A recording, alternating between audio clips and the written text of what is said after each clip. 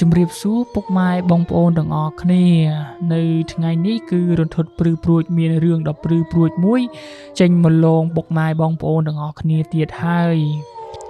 យមុននឹងចូលទៅកាន់សាច់រឿងគឺរន្ធត់ព្រឺព្រួចនឹងសូមនាំពរឲ្យអ្នកទាំងអស់គ្នាកុំភ្លេចជួយ Subscribe ក៏ដូចជា Comment នៅក្នុងវីដេអូរបស់រន្ធត់ព្រឺព្រួចម្នាក់មួយក្រែងលោមានឱកាសទទួលបានកាដូពីរន្ធត់ព្រឺព្រួចនៅពេលដែលគ្រប់ 100k Subscriber អញ្ចឹងកុំឲ្យខាតពេលយូរយើងចូលទៅកាន់សាច់រឿងរបស់យើងទាំងអស់គ្នាតែម្ដងទៅដែលរឿងនេះកើតឡើងប្រហែលជាជាង30ឆ្នាំមុនដែលវានឹងគឺបានកើតឡើងទៅលើក្រុមគ្រួសាររបស់បងស្រីម្នាក់ដែលខ្ញុំនឹងឲ្យឈ្មោះគាត់ថាគ្រួសាររបស់បងស្រីឡែនដែលឪពុកម្ដាយរបស់បងស្រីឡែនហ្នឹងគឺគាត់មានកូនស្រី2នាក់ម្នាក់ហ្នឹងឈ្មោះឡែនហើយម្នាក់ហ្នឹងឈ្មោះលីនដែលស្រីលីនគឺជាប្អូនចំណែកឯស្រីឡែនហ្នឹងគឺជាបងហើយបងស្រីឡែនគឺគាត់កំពុងតែធ្វើការនៅឯទីក្រុងភ្នំពេញគឺគាត់នឹងបានរៀនចប់សាកលរួចរាល់ទៅហើយឆ្នាំនេះគឺស្រីឡែនមានអាយុប្រហែលជា26ឆ្នាំដែលចំណែកឯប្អូនស្រីរបស់នាងទើបតែអាយុ19ឆ្នាំនោះទេ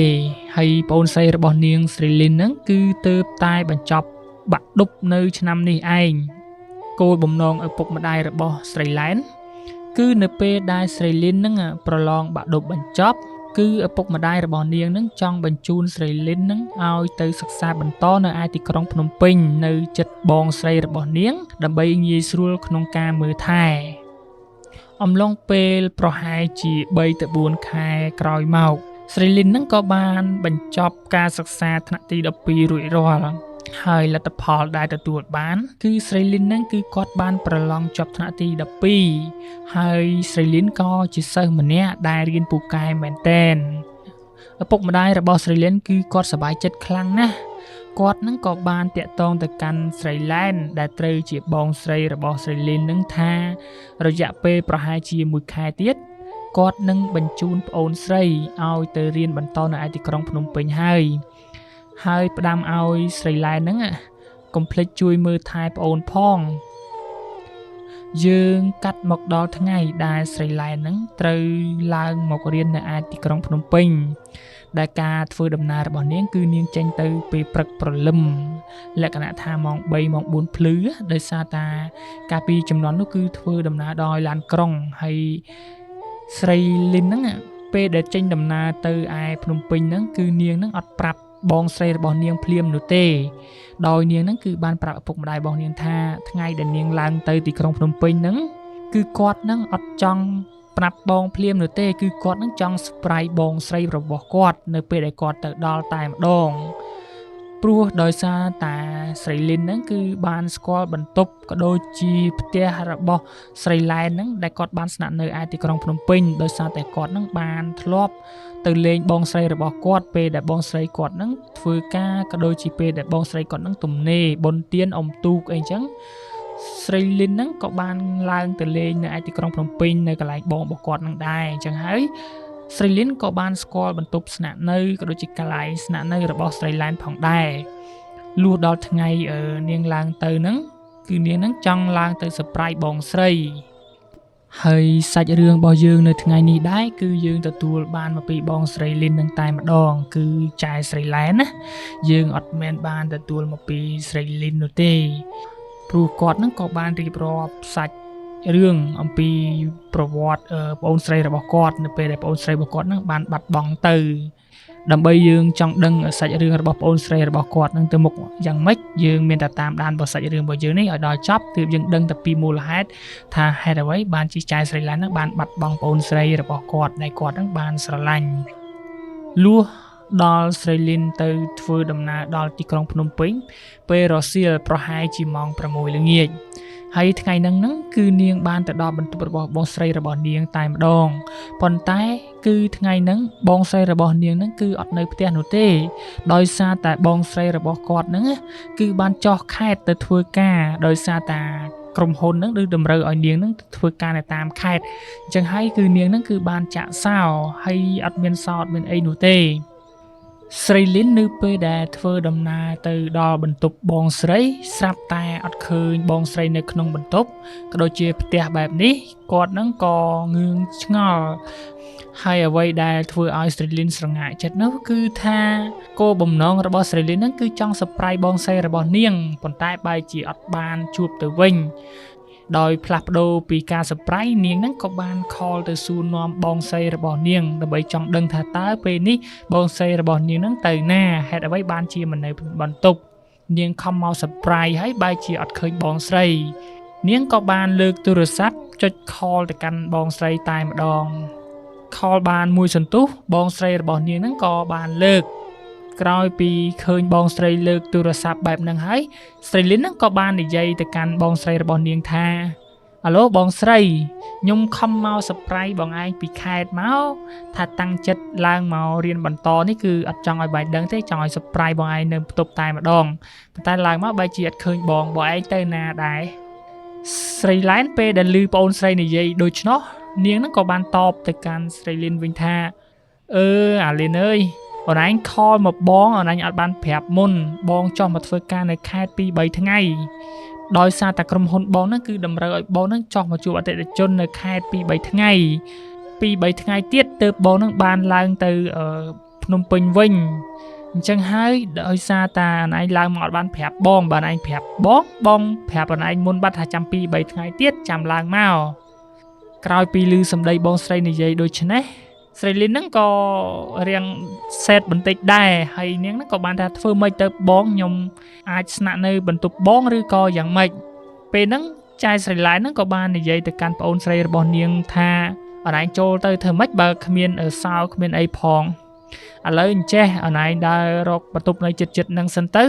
នៅ 2-3 ថ្ងៃសិនចាំពេលបងទៅវិញបងទៅយក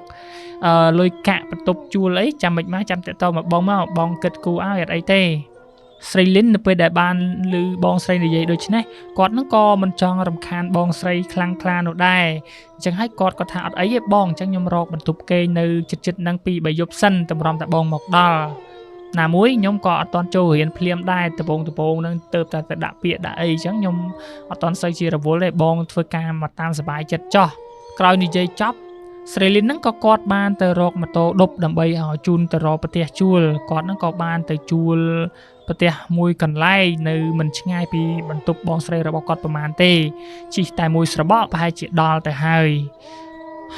បន្ទប់ដែលនាងជួលហ្នឹងគឺមិនសូវជាថ្មីអីនោះណានោះទេវារៀងចាស់ដែរប៉ុន្តែដោយហេតុតែស្រីលៀននឹងគិតថាគាត់នឹងស្នាក់នៅតែ 2-3 ថ្ងៃនោះទេបន្តិចទៀតនៅពេលដែលបងស្រីរបស់គាត់មកពីធ្វើការនៅតាមខេត្តវិញបងស្រីរបស់គាត់នឹងទៅមកទទួលគាត់នៅជាមួយហើយអញ្ចឹងហើយគាត់នឹងក៏សម្រេចចិត្តជួលបន្ទប់នឹងតែម្ដងគាត់នឹងក៏បានបង់លុយទៅកាន់អ៊ំស្រីដែលជាម្ចាស់បន្ទប់តម្រាំតានាងបានបន្ទប់ហ្នឹងគឺម៉ោងអីវាជាង 7 ទៅហើយនាងហ្នឹងគឺអស់កម្លាំងខ្លាំងមែនទែនដោយការធ្វើដំណើរតាំងពីព្រឹកព្រលឹមហើយគេងទៅលើឡានក្រុងក៏ដូចជាញ៉ាំអីក៏លើឡានក្រុងអញ្ចឹងនាងគឺវាមិនសូវជាស្រួលខ្លួនប្រហែលទេនាងហ្នឹងក៏មានអារម្មណ៍ថារៀងអស់កម្លាំងដែរនាងហ្នឹងក៏ចាប់ផ្ដើមចូលទៅងូតទឹកមុនជានិច្ចបន្ទាប់ពីនាងបានងូតទឹកហ្នឹងគឺនាងហ្នឹងហាក់បីបានទទួលអារម្មណ៍ប្លែកៗពេលដែលនាងកំពុងតែងូតទឹកហ្នឹងគឺនាងមានអារម្មណ៍ថាហាក់បីដូចជាមាននរណាម្នាក់ដូចជាស្រមោលអ្វីម្យ៉ាងកំពុងតែសម្លឹងមើលមកនាងនេះគ្រាន់តែជាអារម្មណ៍ដែលនាងទទួលបានវាលក្ខណៈថានៅពេលដែលនាងកំពុងតែងូតទឹកនៅក្នុងបន្ទប់ហ្នឹងវាហាក់ដូចជាមានក្រសែភ្នែកនឹងសម្លឹងមើលមករូបរាងកាយរបស់នាងតែម្ដងតែនាងដោយហេតុតែអស់កម្លាំងខ្លាំងនាងហ្នឹងគឺមិនបានចាប់អារម្មណ៍អីច្រើននោះទេស្រីលីនហ្នឹងក៏បានចូលទៅគេងតែម្ដងហើយនាងហ្នឹងគេងបានមួយសន្ទុះធំអញ្ចឹងទៅមិនដឹងជាម៉ោងប៉ុន្មានទេពេលនោះនាងហ្នឹងក៏មិនប្រកាសក្នុងចិត្តដែរគឺនាងបានយល់សពឃើញមិនដឹងឬក៏ជាការពិតមិនដឹងនាងហ្នឹងក៏មិនប្រកាសដែរពេលហ្នឹងគឺថានាងហ្នឹងបានឃើញរូបរាងកាយមនុស្សស្រីម្នាក់ដែលមានមុខគួរឲ្យខ្លាចមែនតែនបានមកឈរសង្កត់លើរូបរាងកាយរបស់នាងកំពុងតែគេងនឹងហើយអ្វីដែលចម្លែកនោះគឺនាងនឹងមិនអាចងើបខ្លួនក៏ដូចជាធ្វើអ្វីបានទេនៅពេលហ្នឹងគឺនាងមានអារម្មណ៍ថាភ័យខ្លាចជាខ្លាំង នាងនឹងក៏ប្រឹងស្រែកណាស់ដែរប៉ុន្តែបរិបត្តិនៅពេលហ្នឹងហាក់បីដូចជានាងធ្វើអ្វីមិនបានតតែសោះនាងប្រឹងស្រែកក៏ស្រែកគេមិនឮនាងប្រឹងបំរាស់ក៏បង្រាស់វាមិនរួចនាងនឹងប្រឹងអស់ហើយអស់ពីសមត្ថភាពរបស់នាងអស់ហើយលទ្ធផលចុងក្រោយនាងនឹងគឺមានធ្វើតែវិធីម្យ៉ាងទេគឺនាងបួងសួងទៅកាន់ឪពុកម្ដាយរបស់នាងថាគុណបុណ្យដែលនាងបានកសាងប៉ុន្មានសូមមកជួយថែរក្សាគាត់ផងហើយបុណ្យឪពុកម្ដាយរបស់គាត់ហ្នឹងជួយមកឃុំក្រងបីបាច់គាត់ផងស្រាប់តែមួយសន្ទុះក្រោយមករូបរាងកាយហ្នឹងក៏បានបាត់ទៅវិញ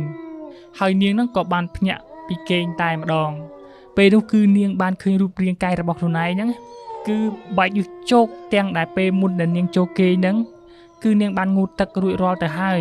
ប៉ុន្តែនាងឆ្ងល់ហេតុអ្វីនៅពេលដែលនាងភ្ញាក់ឡើងមកហ្នឹងខ្លួនរបស់នាងហ្នឹងបែកយុះទៅទឹកជោគអ្វីដែលវាចម្លែកនោះគឺថាខ្លួនរបស់នាងហាក់បីដូចជាមាននរណាម្នាក់យកជើងមកជន់នៅលើខ្លួនរបស់នាងបែបហ្នឹងគឺនាងបានឃើញស្នាមម្រាមជើងជន់វាដាបនៅលើភួយនឹងតែម្ដងនៅពេលដែលស្រីលីនឃើញសភាពបែបហ្នឹងស្រីលីននឹងពិតជាភ័យខ្លាចជាខ្លាំងថាតើមុនហ្នឹងនាងយកសពឬមួយក៏យ៉ាងណាដោយហេតុតែមិនចង់មានភាពភ័យខ្លាចព្រោះនៅពេលដែលនាងគេងនាងខ្លាចយកសពឃើញបែបហ្នឹងទៀតនាងហ្នឹងក៏សម្រេចចិត្តងើបឡើងបើកភ្លើងហើយចុចកុំព្យូទ័រតែម្ដងនាងចុចបានមួយសន្ទុះនាងហ្នឹងក៏ចាប់ផ្ដើមមានអារម្មណ៍តទៅទៀតហើយថាហាក់បីដូចជាមាននរណាម្នាក់កំពុងតែសម្លឹងមើលមកកាន់នាងតាមមុខបង្អួចអញ្ចឹងធ្វើឲ្យស្រីលីនកាន់តែមានអារម្មណ៍ភ័យខ្លាចយកតែមែនតែនពេលហ្នឹងគឺស្រីលីនបានឮសំឡេងក្រកក្រាក់នៅខាងក្រៅបន្ទប់នៅជាប់មុខបង្អួចនឹងតែម្ដងស្រីលីនដោយហេតុតែភ័យពេកនាងគឺមិនហ៊ានបើកទ្វារនោះទេនាងក៏បានបិទកុំព្យូទ័រហើយរត់ទៅសំងំគេងតែម្ដងគេងទាំងអាការៈភ័យញ័រទៅត្រើតខ្លាចអស់ហើយនៅពេលហ្នឹងខ្លួនជាស្រីមិនដឹងថាមានរឿងអ្វីកើតឡើងហើយនៅពេលដែលនាងកំពុងតែភ័យញ័រនៅក្នុងភួយហ្នឹងស្រាប់តែភ្នែករបស់នាងហ្នឹងគឺបានសម្លឹងមើលទៅតាមមាត់បង្អួចពេលនោះគឺស្រីលីនបានឃើញរូបរាងកាយដ៏អាក្រក់សក់វែងបានទម្លាក់មកខាងមុខនៅមាត់បង្អួចនឹងតែម្ដងធ្វើឲ្យស្រីលីនភ័យខ្លាំងណាស់ពេលហ្នឹងស្រីលីនគឺទប់ឡើងជាប់ហើយនាងហ្នឹងក៏បានសម្រេចចិត្តទម្លុះទ្វាររត់ចេញទៅក្រៅតែម្ដងដោយហេតុតានាងជាក្មេងស្រីទើបតែឡើងមកពីខេត្តមិនទាន់ស្គាល់ពីភូមិសាស្ត្រទិសតំបន់នោះទេនាងនឹងគិតបានតែម្យ៉ាងទេទៅរកកន្លែងណាភ្លឺកន្លែងណាមិនមានមនុស្សគឺនាងនឹងទៅកន្លែងហ្នឹងហើយអញ្ចឹងហើយនាងនឹងក៏សម្រេចចិត្តរត់ទៅផ្លូវនៅពេលដែលនាងរត់នៅលើផ្លូវមួយសន្ទុះធំហ្នឹងនាងនឹងក៏បានតែឃើញតូបមួយដែលមានអ៊ំស្រីម្នាក់ហើយនឹងក្មេងៗប្រុសៗហ្នឹងពី3នាក់ដែលប្រហែលជាត្រូវជាកូនរបស់គាត់រៀបចំបើកតូបលក់នៅពេលបៀបភ្លឺហ្នឹងណាព្រោះកាលពីសម័យមុនអ្នកដែលបើកហាងបើអីគឺគាត់នឹងបើកតូបពីព្រឹកពីព្រាមដើម្បីរៀបចំនំរៀបចំអីដាក់នៅមុខហាងរបស់គាត់ឲ្យតតែម្ដងគាត់ឃើញបែបហ្នឹងគាត់នឹងក៏បានរត់ចូលទៅសុំអ៊ំស្រីម្នាក់ហ្នឹងថាអ៊ំអើយជួយខ្ញុំផងអ៊ំអើយជួយខ្ញុំផងខ្មោចលងខ្ញុំអ៊ំខ្ញុំបានជួលបន្ទប់នៅអគារមួយនោះហើយស្រាប់តែមានខ្មោចមកលងខ្ញុំអ៊ំអើយអ៊ំជួយខ្ញុំផងអ៊ំស្រីម្នាក់ក្រោយពីឃើញចាយស្រីលីនបែបហ្នឹងទាំងអាការៈភ័យខ្លាចញ័រទៅទឹកខ្លួនជោគអញ្ចឹង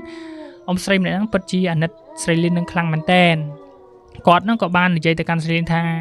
អត់អីទេក្មួយឯងអង្គុយសម្រាកនៅទីហ្នឹងឲ្យបាត់ហត់ឲ្យបាត់ភ័យឲ្យបាត់ខ្លាចសិនទៅចាំព្រឹកចាំទៅ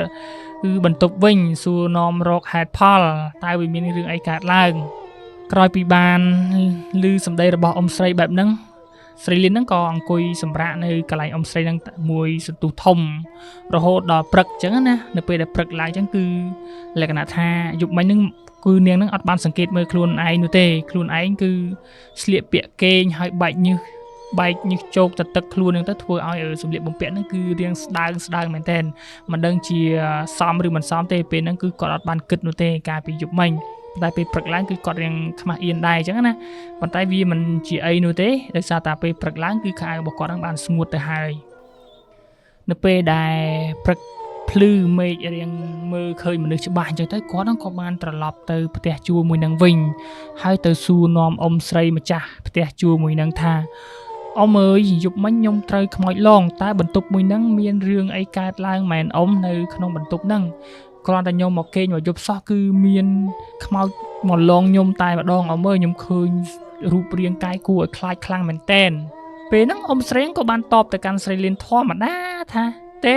មីអូនអ៊ីដាក់បន្ទប់ជួលនៅម្ដុំនេះរាប់សិបឆ្នាំរាប់សិបខែមកហើយមិនដែលជួបរឿងដូចមីអូនឯងទេទើបតែមីអូនឯងមួយហ្នឹងមកជួបបន្ទប់អ៊ីហើយឮថាខ្មោចលងអ៊ីពិតជាឆ្ងល់មែនតែនបន្ទប់អ៊ីគឺមិនដែលមានបញ្ហាអញ្ចឹងទេស្រីលីនក្រោយពីបានឮសម្ដីរបស់អ៊ំម្ចាស់បន្ទប់បែបហ្នឹងគាត់នឹងខឹងមែនតែនប៉ុន្តែគាត់នឹងព្យាយាមបកស្រាយយ៉ាងម៉េចក៏អ៊ំស្រីនឹងអត់ជឿដែរដោយហេតុតែមិនជឿបែបហ្នឹងគាត់នឹងក៏ថាឥឡូវអ៊ំខ្ញុំអត់អាចនៅតទៀតបានទេអ៊ំខ្ញុំខ្លាចមានខ្មោចមកលងទៀតអញ្ចឹងគាត់នឹងសុំរើ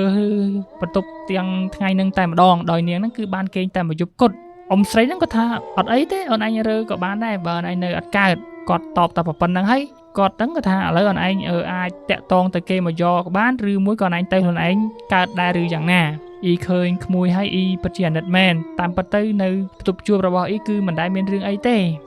ស្រីលីនហ្នឹងដោយហេតុអ៊ំស្រីនឹងនិយាយមកមើលទៅដូចជាគ្មានការកុហកអីអញ្ចឹង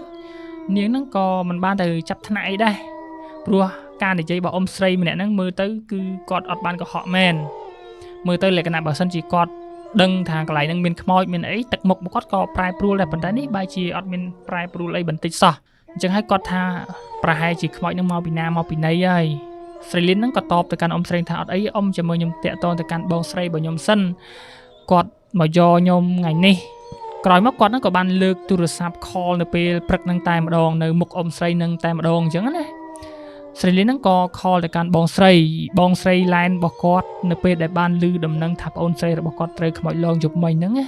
បងស្រីលីនហ្នឹងក៏ចាប់ផ្ដើមធ្វើដំណើរឡើងពីខេត្តមកតែម្ដងលក្ខណៈថាគាត់ភ័យគាត់ខ្លាចគាត់ព្រួយពីប្អូនរបស់គាត់អញ្ចឹងណាគាត់សុំច្បាប់មេថ្ងៃហ្នឹងឡើងមកវិញតែម្ដងហើយមួយសន្ទុះធំក្រោយមកគាត់ឡើងមកពីខេត្តហ្នឹងនិយាយទៅថារៀងថ្ងៃដែរបានមកដល់ហើយស្រីលីនហ្នឹងគឺចូលយកតែខោអាវហើយនៅចាំមុខបន្ទប់ហ្នឹងហើយអ៊ំស្រីហ្នឹងគឺអត់បានទៅណាឆ្ងាយពីស្រីលីនហ្នឹងទេគឺនៅកំដររបស់ស្រីលីននៅនិយាយជែកក៏ដូចជាលួងលោមស្រីលីនហ្នឹងកុំឲ្យភ័យកុំឲ្យខ្លាចកុំឲ្យបាត់ស្មារតីអញ្ចឹងណាលុះដល់រៀងរសៀលបន្តិចថ្ងៃរៀងជ្រេបន្តិចគឺឃើញឡានរបស់ចាយស្រីឡែនហ្នឹងមកដល់មកទទួលប្អូនស្រីរបស់នាងយកទៅបន្ទប់របស់នាងតែម្ដងនៅពេលដែលបងស្រីឡែនហ្នឹងមកដល់គាត់ហ្នឹងក៏បានយកប្អូនស្រីរបស់គាត់ដែលជាស្រីលីនហ្នឹងយកទៅបន្ទប់របស់គាត់ដើម្បីឲ្យស្នាក់នៅនឹងអាងបានរៀនសូត្របន្តអញ្ចឹងណាប៉ុន្តែពេលដែលទៅដល់ហ្នឹងក៏បងស្រីឡែនហ្នឹងបានសួរទៅកាន់ប្អូនស្រីរបស់ខ្លួនដែរថាបានជួបរឿងអីខ្លះហើយស្រីលីនហ្នឹងក៏បានរៀបរាប់រឿងតាមដំណើរទៅប្រាប់បងស្រីរបស់ខ្លួនប៉ុន្តែលុះដល់ពេលយប់ឡើងស្រាប់តាចែស្រីឡែនហ្នឹងគាត់ថាគាត់ហ្នឹងបានគេងសុកហាក់បីដូចជាមាននរណាម្នាក់បានងើបអង្គុយឈរហើយបង្រាស់នៅលើគ្រែរបស់គាត់តែម្ដងធ្វើឲ្យគាត់ហ្នឹងភ្ញាក់ពីការគេងនៅពេលដែលគាត់ភ្ញាក់ពីការគេងហ្នឹងទៅគាត់ហ្នឹងគឺ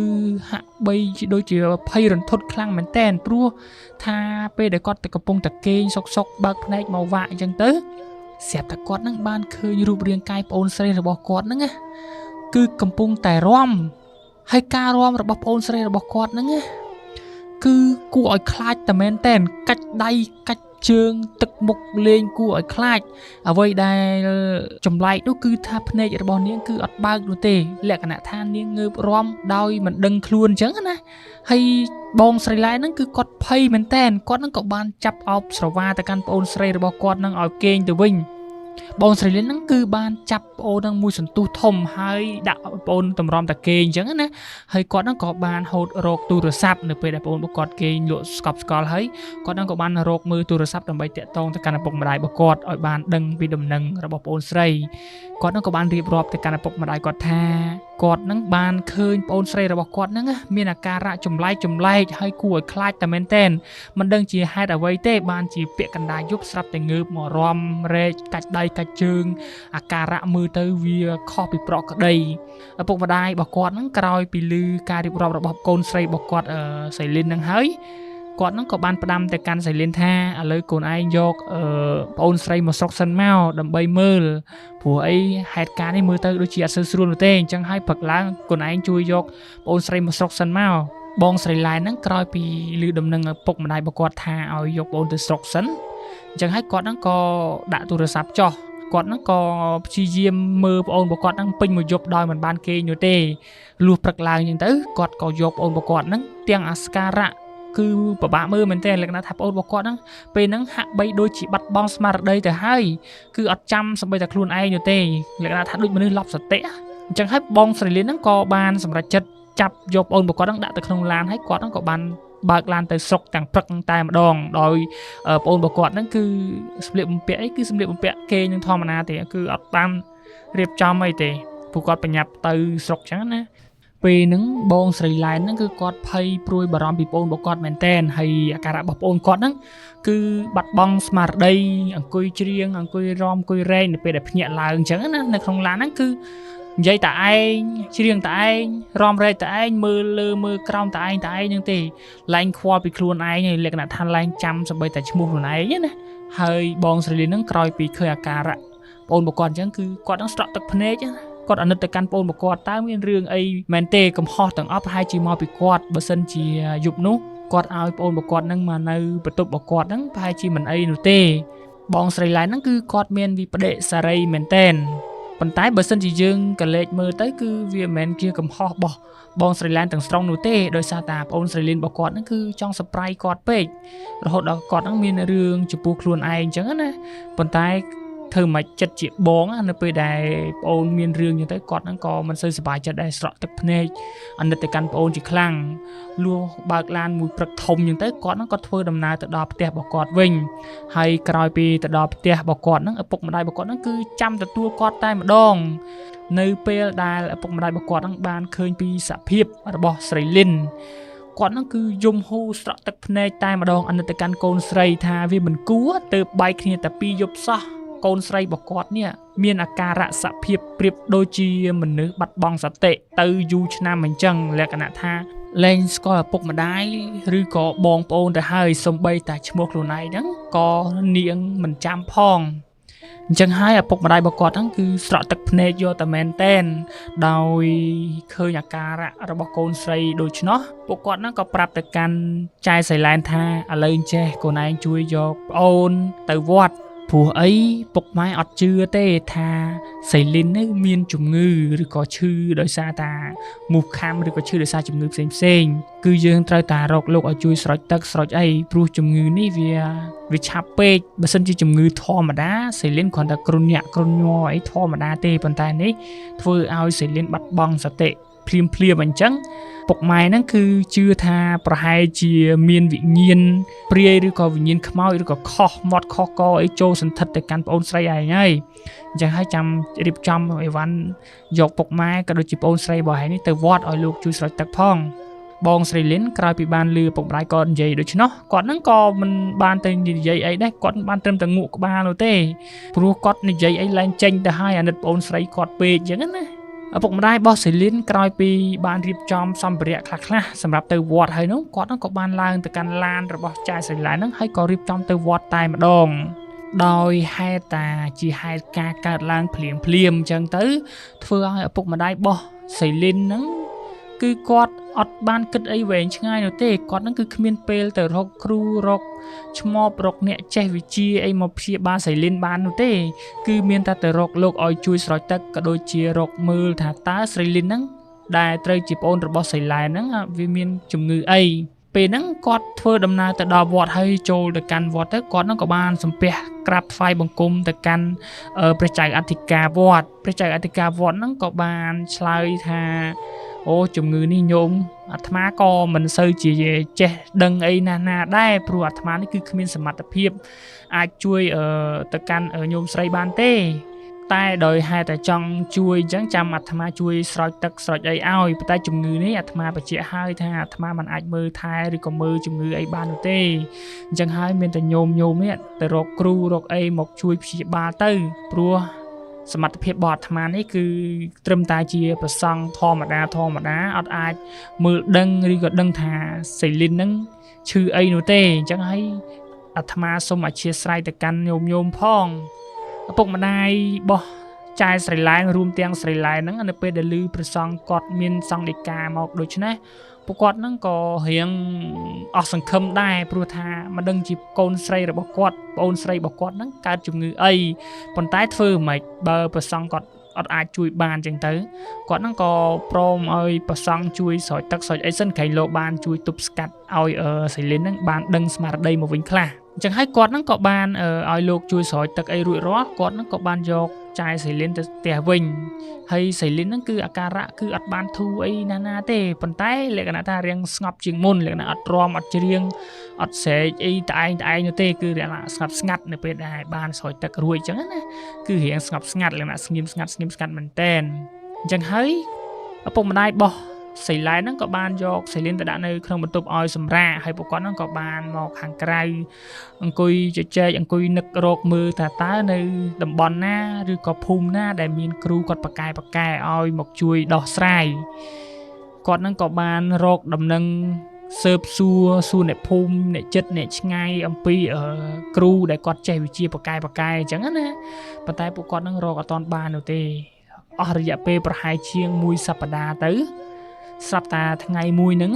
គាត់ហ្នឹងក៏បានយកនំចំណីក៏ដូចជាអាហារហ្នឹងទៅឲ្យសៃលិនដែលគេនៅក្នុងបន្ទប់ព្រោះជីទូទៅសៃលិនតាំងពីស្រោចទឹកហើយគឺគាត់ហ្នឹងអត់សូវនិយាយអត់សូវមាត់សូវកត់ទេនៅសង្ងំទៅក្នុងបន្ទប់ទេយកអាហារអីទៅឲ្យគាត់ដល់បន្ទប់តែម្ដងជំងឺរបស់សៃលិនហ្នឹងគឺវាលក្ខណៈថាវាមិនស្រែកឡូឡាប៉ុន្តែវាស្ងប់ស្ងាត់ទៅវិញអញ្ចឹងហើយថ្ងៃនេះគឺជាថ្ងៃគម្រប់ខួប7ថ្ងៃដែលមួយត្រូវនឹងមួយសប្តាហ៍ណាឪពុកម្ដាយរបស់សៃឡែនហ្នឹងក៏បានគោះទ្វារហៅសៃលិនហ្នឹងឲ្យបើកទ្វារដើម្បីគាត់ហ្នឹងយកនំក៏ដូចជាយកអាហារទៅឲ្យសៃលិនហ្នឹងញ៉ាំអ្វីត្បិតតាសៃលិនហ្នឹងគាត់បាត់បង់ស្មារតីប៉ុន្តែគាត់ក៏ចេះឃ្លានដែរអញ្ចឹងណាបើតាមយើងគិតព្រោះអីរយៈពេល6ថ្ងៃ7ថ្ងៃមកនេះអ្វីត្បិតតាសៃលិនគាត់មានជំងឺមែនប៉ុន្តែពេលឲ្យអាហារអីគឺគាត់ញ៉ាំធម្មតាលក្ខណៈថាបាត់បង់ស្មារតីប៉ុន្តែចេះឃ្លានអញ្ចឹងណាហើយថ្ងៃនេះគឺជាថ្ងៃទី7គឺចម្លែកខុសពីរដងនៅពេលដែលពុកម្ដាយរបស់គាត់ហ្នឹងណា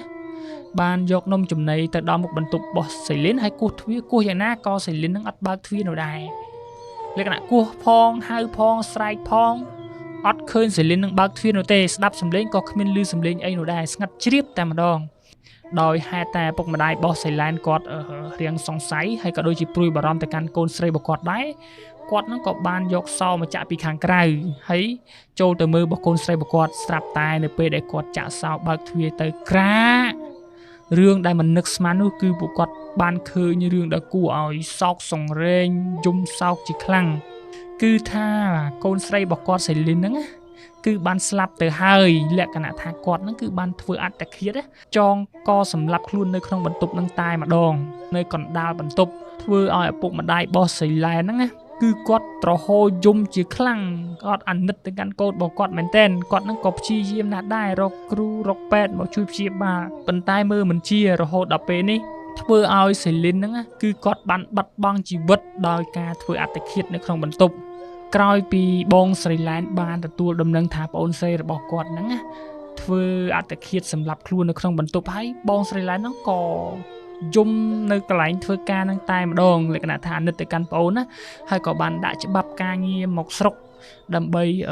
មកធ្វើពិធីបុណ្យសពទៅឲ្យប្អូនពេលមកដល់ផ្ទះអញ្ចឹងទៅគាត់ហ្នឹងលក្ខណៈថាឡើងមានឃើញវត្តមានរបស់ប្អូនធ្វើឲ្យគាត់ហ្នឹងគឺមានអារម្មណ៍សែត3អ្នកឪពុកម្ដាយរបស់គាត់ហ្នឹងគឺឈឺចាប់ខ្លាំងតែមែនតែនពួកគាត់ហ្នឹងត្រហោយំអោបគ្នានៅក្នុងបន្ទប់ផ្ទះនៅភូមិហ្នឹងតែម្ដងធ្វើឲ្យពួកគាត់ថាពេលនេះនៅក្នុងគ្រួសាររបស់គាត់គឺមានសមាជិកតែ3អ្នកនោះទេបាត់វត្តមានរបស់ប្អូនរបស់គាត់ទាំងដែលប្អូនរបស់គាត់ហ្នឹងហាក់បីដូចជាទៅលឿនយកតែមែនតែនពួកគាត់គឺអត់បានត្រៀមចិត្តត្រៀមកាយនោះទេព្រោះប៉ុន្មានសប្តាហ៍មុនណាឪពុកម្ដាយរបស់សៃលិនហ្នឹងថាគាត់ហ្នឹងនៅឃើញកូនរបស់គាត់ហ្នឹងនៅលេងនៅដើរនៅច្រៀងនៅធ្វើការអីធម្មតាដោយកូនគេទូទៅនៅក្នុងផ្ទះហ្នឹងមុននឹងនាងឡើងទៅរៀននៅបន្តនៅភ្នំពេញគឺនៅតែផ្ទះប៉ុន្តែស្រាប់ដល់ពេលនេះគាត់បែរជាបាត់បង់វត្តមានកូនស្រីទៅឡើងត្រឡប់ឪពុកម្ដាយរបស់សៃលិនហ្នឹងគឺឈឺចាប់មែនតើអ កុំថាឡាយឪពុកម្ដាយរបស់សេលីនសម្បីតាបងស្រីឡែនហ្នឹងក៏គាត់ឈឺចាប់ខ្លាំងណាស់ដែរនៅពេលដែលបាត់វត្តមានប្អូនស្រីរបស់គាត់អញ្ចឹងណាដល់បងគាត់គិតថាគាត់ហ្នឹងបានលេងឬក៏ដូចជាគេងស្នាក់នៅជាមួយនឹងប្អូនមើលថែប្អូនពេលដែលប្អូនឡើងទៅរៀនហ្នឹងហើយប៉ុន្តែការគិតរបស់គាត់ចុងក្រោយបែរជាខុសស្រឡះព្រោះពេលនេះប្អូនរបស់គាត់ទៅឡើងត្រឡប់ក្រោយពីធ្វើបុណ្យសពអស់រយៈពេលទៅកន្លះខែបងស្រីឡែនហ្នឹងក៏គាត់ធ្វើចិត្តបានហើយគាត់ហ្នឹងក៏បានលាពុកម្ដាយរបស់គាត់ហ្នឹងដើម្បីត្រឡប់ទៅទីក្រុងធ្វើការរបស់គាត់បន្តព្រោះថាគាត់ឈប់រៀងយូរដែរគាត់ដាក់ច្បាប់ឡើងកន្លះខែដើម្បីសម្រាកផ្លូវចិត្តរបស់គាត់ប៉ុន្តែការងាររបស់គាត់ក៏មិនអីដែរដោយសារតាបងស្រីឡែនហ្នឹងគឺគាត់មានការងារល្អក៏ដូចជាតំណែងក៏ឡើងល្អដែរអញ្ចឹងណានៅពេលដែលគាត់សុំច្បាប់គេអញ្ចឹងគឺខាងក្រុមហ៊ុនគេយល់ណាមួយគាត់ហ្នឹងក៏ជាបុគ្គលិកដែលមានស្នាដៃនៅក្នុងក្រុមហ៊ុនដែរអញ្ចឹងគឺការឈប់ប៉ុណ្ណឹងគឺវាមិនអីនោះទេព្រោះធម្មតាគឺគេយល់ថាបងស្រីឡែនហ្នឹងគឺគាត់មានទុក្ខធុរៈអញ្ចឹងហើយគាត់ហ្នឹងក៏បានត្រឡប់ទៅធ្វើការជាធម្មតាលុះដល់កំឡុងពេលទៅប្រហែលជា1ខែទៅ2ខែក្រោយមកស្រាប់តែបងស្រីឡែនហ្នឹងគាត់ថាគាត់ហ្នឹងហាក់បីដូចជាគេងយល់សពមិនដឹងឬក៏ជាការពិតមិនដឹងព្រោះមានយប់មួយនៅពេលដែលគាត់ហ្នឹងកំពុងតែអង្គុយគេងនៅក្នុងបន្ទប់សុកអញ្ចឹងទៅស្រាប់តែគាត់ហ្នឹងហាក់បីដូចជាឮសំឡេងនរណាគេ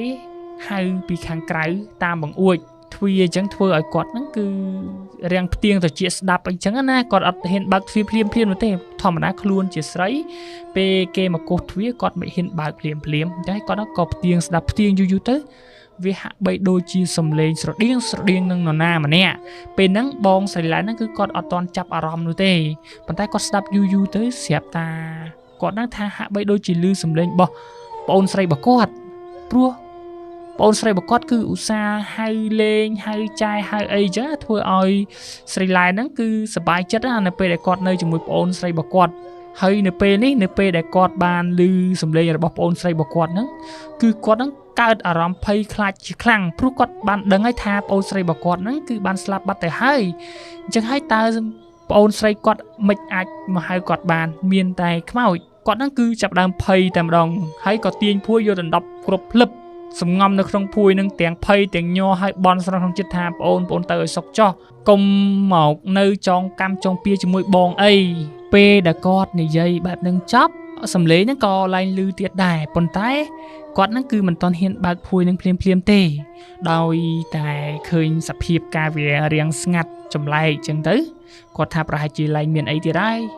ចា៎គាត់ហ្នឹងក៏បើកភួយសន្សឹមមើលទៅលិចកើតជើងត្បូងអីចឹងណាស្រាប់តែគាត់ហ្នឹងបានប្រទះភ្នែកទៅតាមបង្អួចឃើញសមោលអ្វីមួយយ៉ាងស្ទង់នៅតាមបង្អួចធ្វើឲ្យបងស្រីឡែនហ្នឹងគឺភ័យខ្លាចជាខ្លាំងរហូតដល់ថ្នាក់គាត់ភ័យឡើងស្រែកផ្លាត់សំឡេងធ្វើឲ្យគាត់ហ្នឹងភ្ញាក់ពីគេងមកតែម្ដងអញ្ចឹងបានន័យថាអំបញ្ញមិញហ្នឹងគឺគាត់យល់សពឬមួយក៏យ៉ាងម៉េចប៉ុន្តែអាការយល់សពរបស់គាត់ហ្នឹងវាហាក់បីដូចជាធ្វើឲ្យគាត់ហ្នឹងភ័យខ្លាចជាខ្លាំងកាលពីប្អូនគាត់នៅរស់គាត់ស្រឡាញ់ប្អូនគាត់ខ្លាំងណាស់ប៉ុន្តែបើជាពេលដែលគាត់យល់សពឃើញប្អូនគាត់បើជាគាត់មានអារម្មណ៍ថាគាត់ខ្លាចនឹងគ្រាន់តែជាហេតុការណ៍ទី1ដែលគាត់រៀងស្រពេចស្រពិលនោះទេយើងចូលមកដល់ហេតុការណ៍ទី2នោះទៀតគាត់ថាថ្ងៃនេះគឺជាថ្ងៃមួយដែលកំឡុងពីហេតុការណ៍នឹងទៅបានរយៈពេល1សប្តាហ៍ទៀតស្រាប់តែមានថ្ងៃមួយហ្នឹងដែលបងស្រីឡែនហ្នឹងគាត់ថាគាត់ហ្នឹងមកពីធ្វើការរៀងរសៀលមិនដឹងថាគាត់ហ្នឹងរៀងអស់កម្លាំងផងឬក៏គាត់ហ្នឹងស្រវាំងភ្នែកអីនោះទេ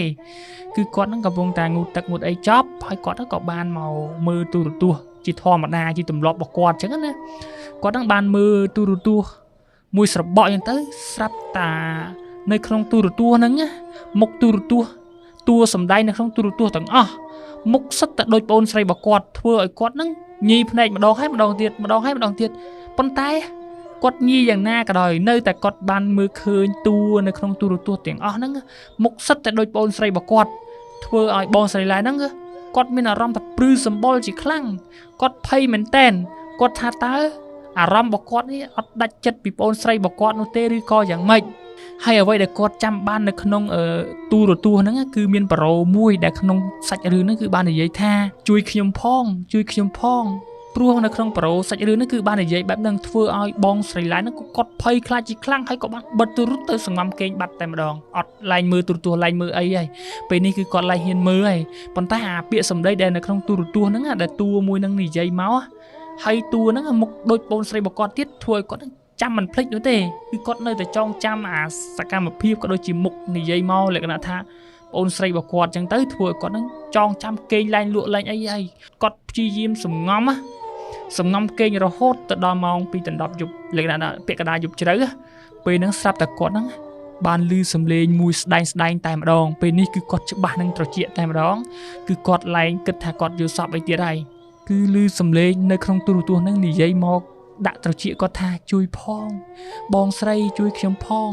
ខ្ញុំរងាណាស់បងស្រីជួយខ្ញុំផងធ្វើឲ្យបងស្រីឡែនហ្នឹងគឺគាត់ចាប់ផ្ដើមមានអារម្មណ៍ភ័យខ្លាចជាខ្លាំងហើយក៏ព្យាយាមបិទសំឡេងបិទត្រជាក់យកខ្នើយក្របត្រជាក់កេងលក់ស្មានណាក៏អត់ដឹងហើយរឿងដែលកើតឡើងចម្លែកទៅលើបងស្រីឡែនហ្នឹងគឺវាមិនមែនមានតែប៉ុណ្្នឹងទេវាកើតឡើងច្រើនសប្តាហ៍មែនទែនលក្ខណៈថាគ្រាន់ថាលើកក្រោយហ្នឹងណាវាមកតែជាសំឡេងក៏ដូចជាមកជាស្រមោលអីតិចតួចទេមានថ្ងៃខ្លះមកបែបជាសំឡេងហើយមានថ្ងៃខ្លះមកបែបជាស្រមោលនៅកែមបន្ទប់របស់បងស្រីឡែនធ្វើឲ្យបងស្រីឡែនហ្នឹងទៅជាទម្លាប់បាត់ទៅហើយគាត់ហ្នឹងគឺធ្វើចិត្តបានទៅហើយថាប្រហែលជាប្អូនស្រីរបស់គាត់ហ្នឹងនៅនឹកនៅស្រឡាញ់គាត់ឬក៏យ៉ាងម៉េចហើយបានជាអត់តន់ទៅណាប៉ុន្តែគាត់ហ្នឹងក៏នៅតែមានអារម្មណ៍ខ្លាចប្អូនរបស់គាត់ដែរព្រោះគាត់ចង់ឃើញទេក្រោយពីបងស្រីឡែនជួបជាញឹកជាញយអញ្ចឹងពេកអញ្ចឹងទៅគាត់ហ្នឹងក៏បានដាក់ច្បាប់មេរបស់គាត់មួយសារទៀតហើយគាត់ហ្នឹងក៏បានត្រឡប់ទៅស្រុកកំណើតរបស់គាត់ទៅជួបឪពុកម្ដាយរបស់គាត់អញ្ចឹងណាដើម្បីយករឿងទាំងអស់ហ្នឹងប្រាប់ទៅកាន់ឪពុកម្ដាយរបស់គាត់ថាគាត់ហ្នឹងហាក់បីដូចជាមានអារម្មណ៍ថាប្អូនស្រីរបស់គាត់ហ្នឹងគឺស្លាប់ទៅដោយមិនបានសុខសោះលក្ខណៈថាវិញ្ញាណរបស់ប្អូនស្រីរបស់គាត់ហ្នឹងគឺហាក់បីដូចជានៅវិលនៅមិនមានមន្ទិលឬក៏មានរឿងអ្វីដែលចង់ឲ្យពួកគាត់ហ្នឹងជួយដោះស្រាយក្រោយពីបងស្រីឡែនរៀបរាប់ប្រាប់ទៅកាន់ឪពុកម្ដាយរបស់គាត់ចប់អញ្ចឹងទៅឪពុកម្ដាយគាត់ហ្នឹងក៏តបទៅកាន់បងស្រីឡែនវិញថាពុកម៉ែនេះក៏មានអារម្មណ៍ដូចកូនឯងដែរព្រោះសៃលីនហ្នឹងណាគឺបានមកប្រាប់ទាំងបញ្យលសពផងទាំងបង្ហាញពិតផងគ្រាន់តែបងស្រីឡែនឮសម្ដីរបស់ពុកម្ដាយគាត់និយាយដូច្នោះគាត់នឹងបើកភ្នែកធំមែនតើហើយមានអារម្មណ៍ថាព្រឺសម្បល់ជាខ្លាំងតើពុកម្ដាយរបស់គាត់នឹងបានជួបរឿងអីខ្លះពុកម្ដាយគាត់នឹងក៏បានរៀបរាប់ប្រាប់ទៅកាន់សៃឡែនវិញថាមានថ្ងៃមួយហ្នឹងដែលមានមេឃភ្លៀងធ្វើឲ្យមានរន្ទះមានអីផោងផាំងអញ្ចឹងទៅស្រាប់តែពួកគាត់បានសម្លឹងមើលទៅមុខផ្ទះនៅមុខរបងហ្នឹងណាគាត់ថាភ្នែកបន្ទោលភ្លឺមានម្ដងភ្លឺមានម្ដងល្ងឹតមានម្ដងភ្លឺម្ដងល្ងឹតហ្នឹងធ្វើឲ្យគាត់ហ្នឹងមានអារម្មណ៍ថាបានឃើញរូបរាងកាយរបស់កូនស្រីរបស់គាត់សៃលីនហ្នឹងគឺមកឈរនៅមុខផ្ទះម្ដងឃើញម្ដងអត់ទៅតាមរន្ទះអញ្ចឹងណាធ្វើឲ្យពួកគាត់ហ្នឹងមើលទៅតាមកន្ទុយភ្នែកទៅវាឃើញអញ្ចឹងហើយម្ដាយរបស់សៃឡែនហ្នឹងក៏បានហៅឪពុករបស់គាត់ឲ្យមើលស្រាប់តែពេលដែលគាត់ហៅឪពុកគាត់មកមើលដែរហ្នឹងឪពុកគាត់ហ្នឹងក៏បានឃើញទាំងអស់គ្នាតែម្ដងហើយពេលដែលឪពុកគាត់មកមើលជាមួយនឹងម្ដាយរបស់គាត់ហ្នឹងទៅគឺពួកគាត់ឃើញរូបរាងកាយនឹងច្បាស់តែមែនតើលក្ខណៈថាទោះបីជាមានភ្នែកបន្ទោលឬក៏រងឹតក៏រូបរាងនឹងអត់ទៅណានោះដែរប៉ុន្តែមុខឈរអត់និយាយអីនោះទេគឺឈរថ្មឹងនៅមុខផ្ទះហ្នឹងតែម្ដងធ្វើឲ្យពេលហ្នឹងណាស្រាប់តែម្ដាយរបស់បងសៃឡែនហ្នឹងគាត់ថាគាត់ឈឺចាប់ខ្លាំងគាត់ក៏បានយំតែម្ដងគឺពួកគាត់ហ្នឹងគឺគ្មានលក្ខណៈដូចចៅសៃឡែនហ្នឹងទេចៅសៃឡែននៅពេលដែលសៃលីនមកឡងមកអីអញ្ចឹងទៅចៅសៃឡែនគឺគាត់ហ្នឹងខ្លាចគឺគាត់ហ្នឹងភ័យគាត់ហ្នឹងបាសរោមប៉ុន្តែឪពុកម្ដាយរបស់បងសៃឡែននៅពេលដែលឃើញវិញ្ញាណរបស់សៃលីនមកឡងអញ្ចឹងគឺពួកគាត់អត់ខ្លាចនោះទេគឺគាត់ហ្នឹងធម្មតាលក្ខណៈថាយំសោកអញ្ចឹងណាហើយពេលហ្នឹងឪពុកម្ដាយរបស់ចៅសៃលីនហ្នឹងក៏បាននិយាយបន្តទៀតថាគាត់ហ្នឹងក៏បានបួងសួងក្នុងចិត្តថាបើសិនជាកូនទៅអត់បានសុខក៏ដូចជាកូនមានរឿងអ្វីចង់ប្រាប់ទៅកាន់ពុកម៉ែឲ្យដឹងកូនអាចមកបញ្យល់សពពុកម៉ែបានឬកូនចង់មកជាសភាពលក្ខណៈបែបណាក៏បានហើយពុកម៉ែនេះចាំទទួលឲ្យតែកូននឹងចង់មកប្រាប់តើកូននឹងចង់បានអ្វីក្រោយពីពុកម៉ែនិយាយបែបនេះចប់ទៅកាន់វិញ្ញាណរបស់ប្អូនស្រីឯងសៃលីនហ្នឹងវិញ្ញាណរបស់ប្អូនស្រីឯងហ្នឹងក៏បានបាត់ខ្លួនតែម្ដងឡើងបង្ហាញឲ្យឃើញទៀតហើយស្រាប់តា កំឡុងពីនឹងទៅមួយសប្តាហ៍ស្រាប់តាវិញ្ញាណរបស់ប្អូនស្រីឯហ្នឹងគឺបានមកបង្ហាញនៅក្នុងការយកសពក្នុងមួយសប្តាហ៍2ទៅ3ដងក្នុងមួយដងហ្នឹងគឺបង្ហាញម្ដងមួយពាក្យប្រាប់អញ្ចឹងណាធ្វើឲ្យពុកម៉ែនេះគឺពិបាកនឹងការកាត់ន័យយល់មែនតែនរហូតដល់ជាង1ខែនេះដែលម៉ែហ្នឹងគឺបានសរុបការយកសពរបស់ប្អូនស្រីរបស់ឯងហ្នឹងគឺបានហើយទើបតែថ្ងៃនេះគឺម៉ែហ្នឹងប្រុងថារត់ទេទៅកាន់កូនឯងស្រាប់តែកូនឯងមកដល់ផ្ទះតែម្ដងអញ្ចឹងហើយធ្វើឲ្យពុកម៉ែនេះគឺសប្បាយចិត្តជាខ្លាំងប្រុងថាទេទៅប្រាប់កូនឬដំណឹងនេះទៅកាន់កូនគឺពុកម៉ែបានសរុបពាក្យរបស់ប្អូនស្រីរបស់ឯងដែលបានប្រាប់នៅក្នុងយល់សពហ្នឹងថាប្អូនស្រីរបស់ឯងហ្នឹងគឺពឹងពាក់ឲ្យពុកម៉ែនេះមកជួយគាត់ផងគឺប្អូនស្រីរបស់ឯងហ្នឹងគឺគាត់មិនមែនស្លាប់ដោយឯងនោះទេគឺមានគេដាក់អំពើក្រោយពីឮសម្ដីឪពុកម្ដាយរបស់គាត់និយាយចប់បែបហ្នឹងបងស្រីឡានហ្នឹងគឺភ្ញាក់ផ្អើលជាខ្លាំងមិននឹកស្មានថាការស្លាប់របស់ប្អូនស្រីខ្លួនហ្នឹងត្រូវអំពើហើយពេលហ្នឹងបងស្រីឡានហ្នឹងក៏បានសួរទៅកាន់ពុកម្ដាយរបស់គាត់ថាចោះពុកម៉ែតើមានដឹងថាតើនរណាជាអ្នកដាក់អំពើទៅកាន់ប្អូនស្រីឲ្យស្លាប់អត់ឪពុកម្ដាយរបស់បងស្រីឡានហ្នឹងក៏បានតបទៅកាន់បងស្រីឡានថាពុកម៉ែក៏មិនដឹងដែរគឺត្រង់កន្លែងនេះគឺពួកយើងពឹងពាក់លើសមត្ថភាពរៀងខ្លួនដើម្បីជួយទៅកាន់ប្អូនស្រីរបស់ឯងព្រោះថានៅក្នុងការយកសពរបស់ពុកម៉ែនេះគឺបានឃើញវិញ្ញាណរបស់ប្អូនស្រីរបស់ឯងហ្នឹងគឺពិបាកខ្លាំងណាស់ក្នុងការបង្ហាញខ្លួនហាក់បីដូចជានាងចង់ប្រាប់អ្វីមួយថានាងហ្នឹងត្រូវបាននរណាម្នាក់ឃុំក្រងឬក៏បញ្ជាអញ្ចឹងមិនឲ្យនិយាយមិនឲ្យប្រាប់អញ្ចឹងហើយទៅពុកម៉ែនេះព្រួយបារម្ភបើសិនជានាងស្លាប់ទៅពុកម៉ែពិតជាឈឺចាប់ប៉ុន្តែពុកម៉ែរឹតតែឈឺចាប់ទៀតនៅពេលដែលឃើញវិញ្ញាណរបស់នាងទៅមិនបានសុខអញ្ចឹងហើយពុកម៉ែគឺមិនស្ងប់ចិត្តនោះទេពុកម៉ែត្រូវតែរកដំណោះស្រាយជួយទៅកាន់ប្អូនស្រីរបស់ឯងបងស្រីឡែនគ្រាន់តែឮសម្ដីរបស់ពុកម្ដាយគាត់និយាយដូច្នេះគាត់ហ្នឹងក៏ខឹងខ្លាំងណាស់ដែរខឹងចំពោះអ្នកដែលបានដាក់អំពើហ្នឹងណាហើយគាត់ហ្នឹងក៏បដិញ្ញាចិត្តថាត្រូវតែជួយប្អូនស្រីរបស់គាត់ឲ្យទាល់តែបានអ្វីត្បិតតែគាត់នឹងគឺមានអារម្មណ៍ថាភ័យខ្លាចជាមួយនឹងវិញ្ញាណរបស់ប្អូនរបស់គាត់ពិតមែនប៉ុន្តែចិត្តជាបងស្រឡាញ់ប្អូនខ្លាំងគឺចង់ឃើញប្អូនសុខនៅពេលដែលប្អូនស្លាប់ទៅហើយបើសិនជាប្អូនទៅកាន់សុគតិភពគឺពួកគាត់នឹងគឺលែងព្រួយបារម្ភហើយប៉ុន្តែនៅពេលដែលបានដឹងដំណឹងថាវិញ្ញាណរបស់ប្អូនស្រីរបស់គាត់នឹងគឺរងទុក្ខវេទនាទៀតពួកគាត់នឹងគឺពិបាកចិត្តជាខ្លាំងមិនដឹងជារកវិធីសាស្ត្រដោះស្រាយយ៉ាងម៉េចទេរំលងពីពេលនឹងអស់រយៈពេលជាង 3-4 ថ្ងៃយ៉ាងទៅគាត់នឹងក៏នៅតែរកដំណោះស្រាយមិនឃើញហើយថ្ងៃនេះគឺជាថ្ងៃដែលបងសិលានឹងត្រូវចូលធ្វើការវិញព្រោះគាត់ដាក់ច្បាប់តែ3ថ្ងៃអញ្ចឹងណាគាត់នឹងក៏បានតាក់ទងទៅកាន់មេរបស់គាត់បន្តទៀតថាគាត់នឹងសុំច្បាប់មួយខែដើម្បីដោះស្រាយព្រោះថាប្អូនស្រីរបស់គាត់នឹងការស្លាប់របស់ប្អូនស្រីរបស់គាត់នឹងគឺស្លាប់ដោយត្រូវអំពើអញ្ចឹងហើយគាត់សុំច្បាប់សិនដោះស្រាយរឿងទាំងអស់នេះហើយតាកាយរបស់គាត់ហ្នឹងគឺស្រឡាញ់បងសិលានឹងខ្លាំងមែនទែនដោយសារតាបងសិលាហ្នឹងគឺជាបុគ្គលិកឆ្នើមហើយល្អហើយគឺមានposition គឺលក្ខណៈខ្ពស់នៅក្នុងក្រុមហ៊ុនហ្នឹងអញ្ចឹងណា credit ចង់និយាយថា credit គឺវាខ្ពស់មែនទែនអញ្ចឹងហើយគាត់ហ្នឹងក៏អនុញ្ញាតហើយគាត់ហ្នឹងក៏បានយករឿងរបស់បងសិលាហ្នឹងទៅប្រជុំប្រាប់ទៅកាន់បុគ្គលិកផ្សេងៗឲ្យគេដឹងដែរថាសិលាហ្នឹងគឺសុំច្បាប់ដោយសារតាចង់ដោះស្រាយទៅកាន់រឿងប្អូនស្រីរបស់គាត់នឹងស្លាប់ដោយសារត្រូវអំពើគេអញ្ចឹងណាទៅកាន់ប្រាប់ទៅកាន់បុគ្គលិករបស់គាត់រំលងពីការសុំច្បាប់របស់គាត់ហ្នឹងទៅបាន2ថ្ងៃស្រាប់តែមានយប់មួយហ្នឹងបងសិលាហ្នឹងគាត់កំពុងតែគិតមិនចេញជាមួយនឹងពុកម្ដាយរបស់គាត់ហ្នឹងមិនដឹងទៅរកគ្រូនៅណានៅណីអញ្ចឹងស្រាប់តែមានលេខទូរស័ព្ទមួយ call ចូលទៅកាន់បងសិលាប្រហែលជាខ្ទង់ម៉ោង 7 យប់អញ្ចឹងណាពេលដែលញ៉ាំបាយហើយអញ្ចឹងទៅបងសិលាហ្នឹងគឺអង្គុយភាសាជាមួយឪពុកម្ដាយរបស់គាត់ហ្នឹងរកវិធីសាស្ត្រដោះស្រាយអត់ចេញទេគាត់ហ្នឹងក៏បានធ្វើដំណើរទៅច្រើនស្រុកដែរច្រើនតំបន់ច្រើនអីដើម្បីរក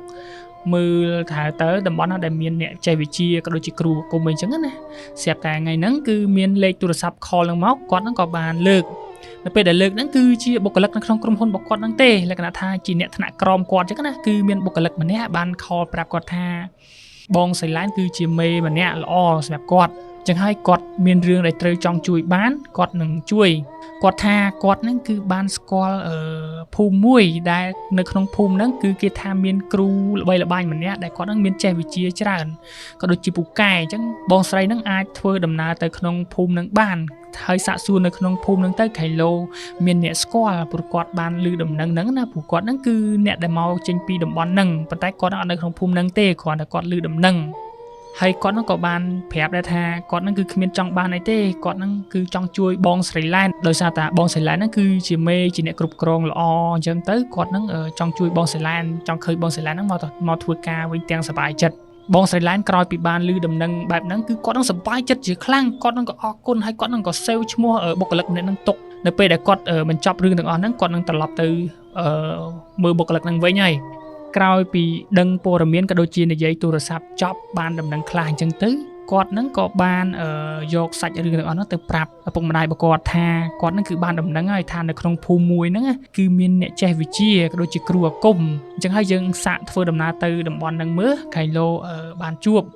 មិនចាំយូរនោះទេព្រឹកឡើងពួកគាត់ក៏បានរៀបចំខ្លួនធ្វើដំណើរទៅតែម្ដងលុះចូលទៅដល់ក្នុងភូមិស្រុកហ្នឹងក៏បានសាកសួរទៅកាន់អ្នកភូមិអ្នកស្រុកហើយអ្នកភូមិអ្នកស្រុកគឺគេបានដឹងថានៅភូមិរបស់គេនេះគឺមានគ្រូម្នាក់ដែលពូកែគាត់នឹងចេះវិជ្ជាអវិជ្ជាអញ្ចឹងណាគាត់នឹងពូកែមែនតើហើយគាត់នឹងគឺធ្វើតាមអំពើល្អនោះទេគាត់ឧស្សាហ៍ទៅវត្តទៅអីដែរហើយនិយាយទៅគាត់ឲ្យជាអាចារ្យអញ្ចឹងពេលខ្លះព្រោះធរអាយគាត់ចេះច្រើនមែនតើហើយគាត់ហ្នឹងគឺ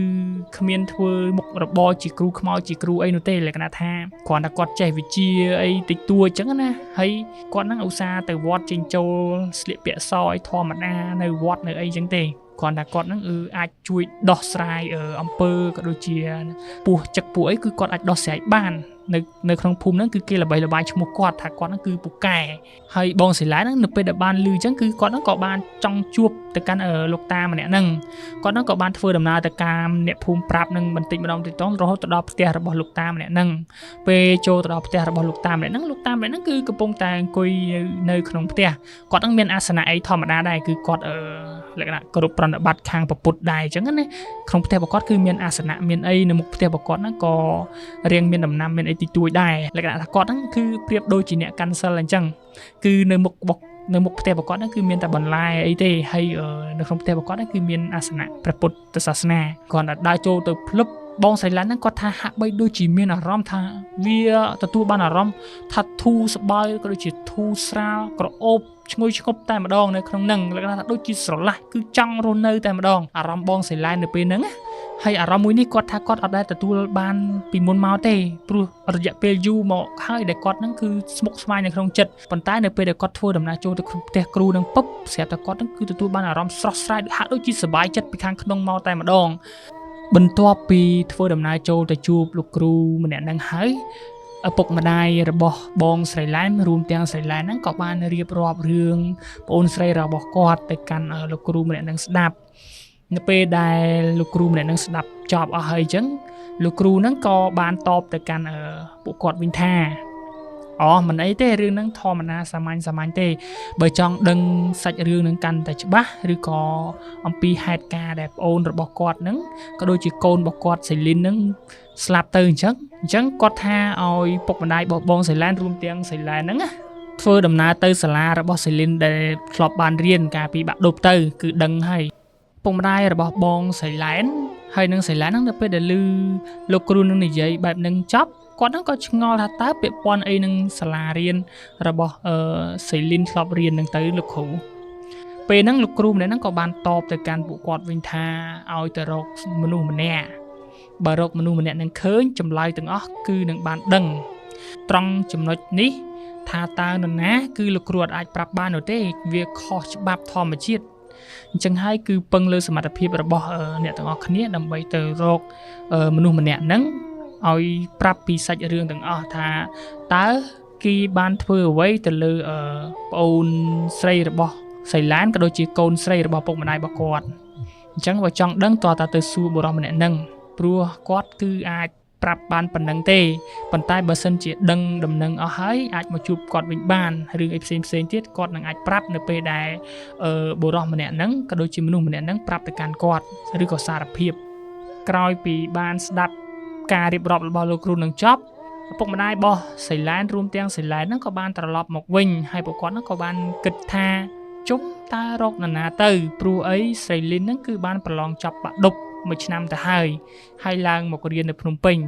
ហើយចំនួនក្រោយៗដែលឡើងទៅទី12ហ្នឹងគឺសិតតែជាសិស្សប្អូនតាសិតតែអ្នកដែលមិនបានរៀនជាមួយនឹង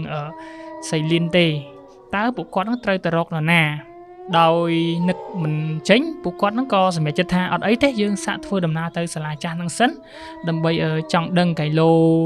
មាននរណាម្នាក់អីគេមានដំណឹងអីនៅក្នុងសាលាហ្នឹងអញ្ចឹងណាក្រោយពីពួកគាត់ហ្នឹងបានភាសាគ្នារួចឪពុកម្ដាយរបស់សេឡែនរួមទាំងសេឡែនក៏បានធ្វើដំណើរចូលទៅក្នុងសាលារៀននៅពេលថ្ងៃបន្ទាប់លុះពេលចូលទៅដល់ថ្ងៃបន្ទាប់គឺឃើញមានសិស្សសាលាគេកំពុងតែរៀនអីជាធម្មតាហើយចៃដន្យអីគឺពេលហ្នឹងគឺម៉ោងគេសម្រាកចេញលេងអញ្ចឹងណាហើយមានសិស្សមួយក្រុមហ្នឹងដែលជាសិស្សថ្នាក់ទី12កំពុងតែលេងនៅក្នុងទីឃ្លាសាលាអញ្ចឹងទៅហើយពួកគាត់ហ្នឹងដោយហេតុតាដឹងថាបើសិនជាគាត់ទៅសួរគេសិស្សតូចគឺគេហ្នឹងគឺប្រហែលជាមិនដឹងនោះទេអញ្ចឹងគាត់តែមានតែសួរទី12ព្រោះប្អូនថ្នាក់របស់សេលីនហ្នឹងតាមមួយថ្នាក់ទេអញ្ចឹងហើយគាត់ហ្នឹងក៏បានធ្វើដំណើរទៅជួបសិស្សថ្នាក់ទី12ម្នាក់ហ្នឹងដែលជាប្រុសដែលកំពុងតែគួយលេងនៅក្នុងទីឃ្លាសាលាហ្នឹងហើយក៏បានទៅសួរថានៅក្នុងថ្នាក់របស់ក្មួយៗហ្នឹងមាននរណាគេចម្លែកអីដែរឬអត់នៅពេលដែលឮសំណួរបែបហ្នឹងទៅធ្វើឲ្យសិស្សម្នាក់គឺងឿងឆ្ងល់ជាខ្លាំងហើយក៏បានសម្លឹងមើលទៅមុខរបស់អ៊ំស្រីបងស្រីឡែហ្នឹងភ្លឺហើយទាំងអារម្មណ៍ងឿងឆ្ងល់ថាតើអ៊ំប្រុសអ៊ំស្រីរួមទាំងបងស្រីហ្នឹងរកនរណាដែរព្រោះពួកគាត់ហ្នឹងអត់ដឹងថានរណាគេចម្លែកទេនៅក្នុងសាលារៀនហ្នឹងគឺគ្មានទេមនុស្សចម្លែកអ៊ំប្រុសអ៊ំស្រីគឺគាត់អស់ពាក្យនិយាយទៅកាន់ក្មេងៗសិស្សសាលាហ្នឹងតែម្ដងក៏គាត់នឹងនឹកអត់ចេញទេប៉ុន្តែពេលហ្នឹងស្រាប់តែបងស្រីឡែនហ្នឹងគឺគាត់បាននឹកឃើញថា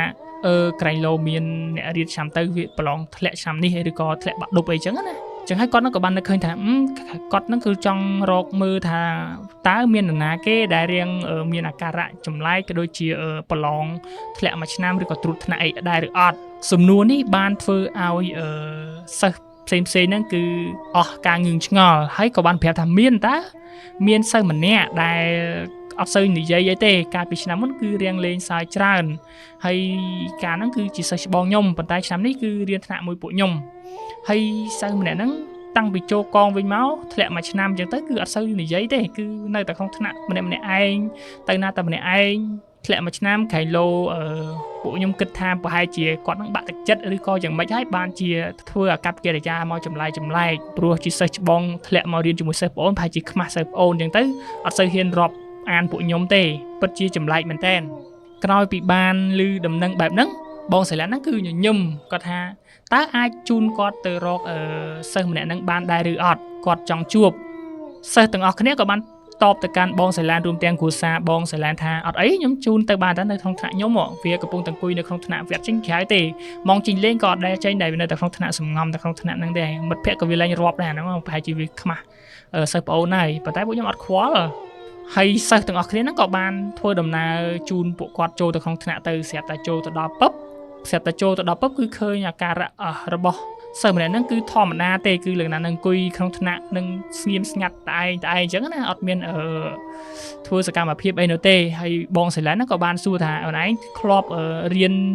ធ្លាក់មួយឆ្នាំត្រូវអត់នៅពេលដែលឮសំណួរបែបនេះទៅកាន់គាត់ស្រាប់តែសិស្សម្នាក់ហ្នឹងគឺបានឆ្លើយតបទៅកាន់បងសេឡែនរួមទាំងអ៊ំស្រីហ្នឹងថាបាទខ្ញុំរៀនធ្លាក់មួយឆ្នាំមានអីមែនហើយសិស្សម្នាក់ហ្នឹងឈ្មោះថាដំពេលហ្នឹងឪពុកម្ដាយរបស់បងសេឡែនហ្នឹងក៏បានសួរបញ្ជាក់ទៀតថា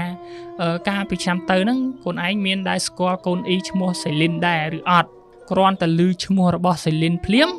សិស្សម្នាក់ហ្នឹងគឺធ្វើអាការៈផិតភ័យជាខ្លាំងទឹកមុខគួរឲ្យចាប់អារម្មណ៍លក្ខណៈគួរឲ្យកត់សម្គាល់គឺគាត់ផ្លាស់ប្ដូរទឹកមុខភ្លាមតែម្ដងនៅពេលហ្នឹងគឺបងសេឡែនគឺចាប់ថ្នាក់បានហើយថាប្រហែលជាមានរឿងអ្វីពាក់ព័ន្ធទៅនឹងបុរសម្នាក់ហ្នឹងហើយទើបធ្វើឲ្យបុរសម្នាក់ហ្នឹងប្រែប្រួលអាកប្បកិរិយារួមទាំងទឹកមុខហើយបុរសម្នាក់ហ្នឹងឆ្លើយទៅញ័រមាត់តែម្ដងថាអត់ទេគាត់អត់ដែលស្គាល់ទេគាត់អត់ដែលដឹងទេគាត់អត់ដែលស្គាល់ទេ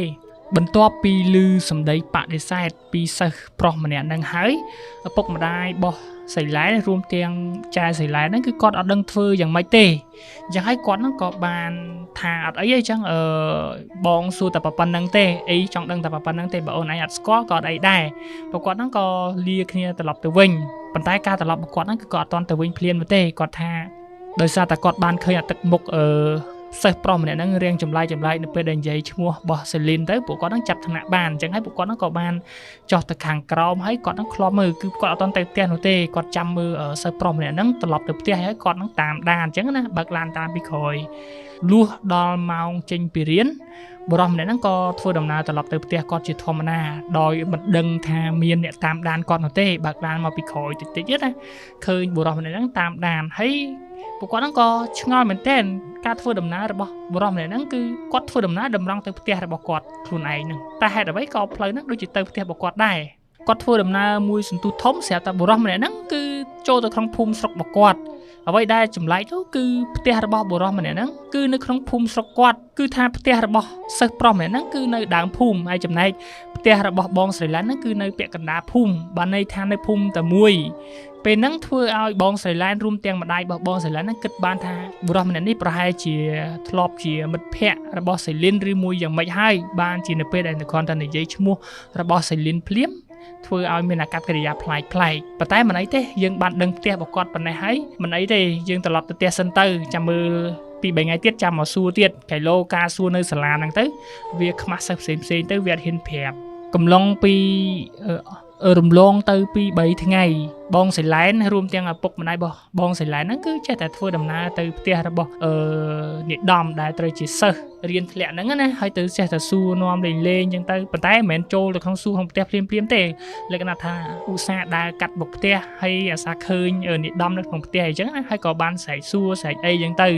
រាក់ទាក់ធ្វើធម្មតាអញ្ចឹងណាចំណែកឯនិដំដែលជាសិស្សប្រុសម្នាក់ហ្នឹងគឺនៅពេលដែលឃើញឪពុកម្ដាយរបស់បងសៃឡែនរួមទាំងសៃឡែនហ្នឹងគឺគាត់នឹងហាក់បីដូចជាមានអាការៈខ្លាចទៅកាន់ពួកគាត់ជាខ្លាំងលក្ខណៈវាចម្លែកវាខុសពីលក្ខណៈមនុស្សទូទៅហើយបងសៃឡែនគាត់ថាគាត់ហ្នឹងគឺតែងតែឧស្សាហ៍ទៅលួចមើលក៏ដូចជាទៅលបមើល